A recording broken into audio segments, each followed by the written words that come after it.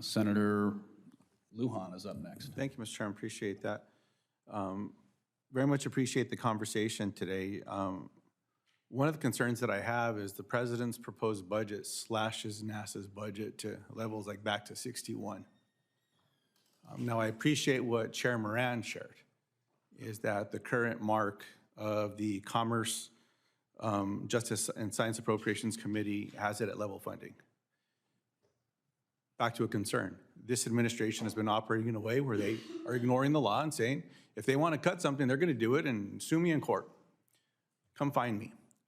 Now, one of the concerns that I have in that space, there's been a lot of attention brought to the incredible work that takes place at universities, K through 12, STEM education, collaborations and partnerships that are strengthening America's competitiveness.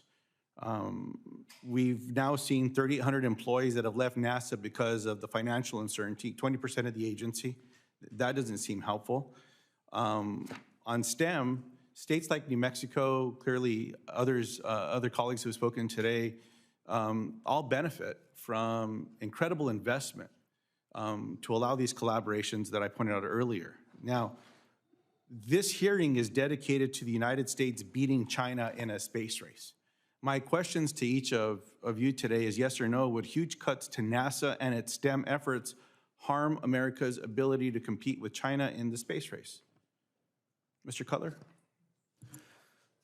Absolutely. There's no question that it will harm our capabilities. We've seen impacts already just by proposing this budget from the president in industry, where companies are having to look at what do we do if our business goes away, and project managers are looking at for other jobs. I mean, we're absolutely, just from an industry perspective, I mean, right now we need people working on Artemis, not working on their resumes, and that is absolutely something that should worry all of us, because if they're not doing the work that's going to for the missions that inspire those kids, where's that K through 12, that STEM education? Why are they going to go into this business? Why would you go into space if you see it's not going anywhere and China's where it's happening? Appreciate that. Mr. Gold, yes or no? Yes. Appreciate that. Mr. Bridenstine? No. No. No. You can talk more, sir, if you want. If you can explain to me how you complimented one of my colleagues, two of my colleagues, with your response as to the incredible importance of collaboration with students, scientists, and engineers to America's competitiveness, but you don't believe that this is harmful? No, what I'm saying is when you think about STEM education, there's different ways to approach it. And I think NASA's missions, when they partner with universities, that's a great thing to do.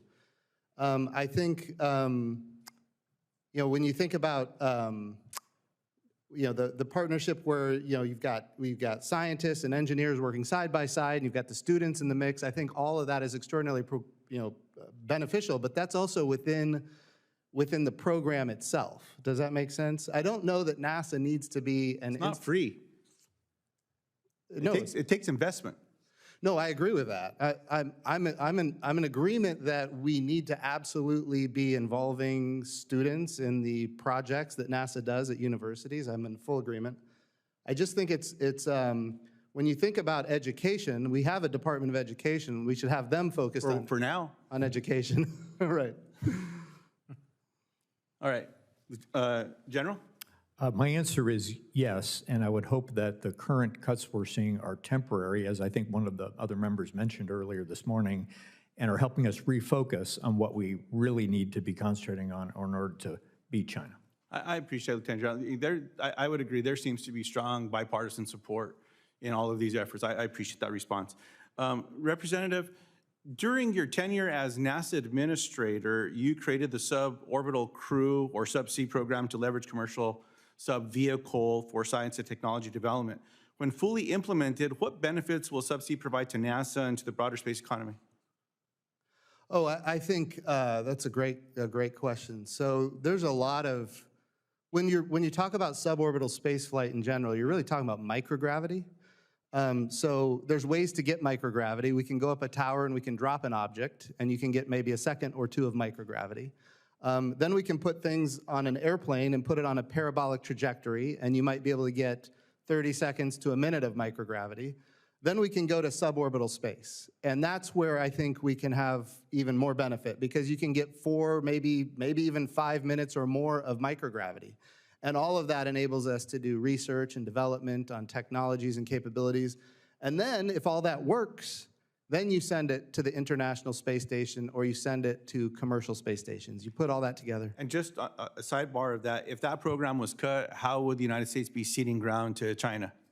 Well, I think it's important to recognize that without that program, there will be a lot of development capabilities that just get canceled. And it becomes, quite frankly, more expensive, not less expensive, because now you got to go to orbit to test things, and that's super expensive.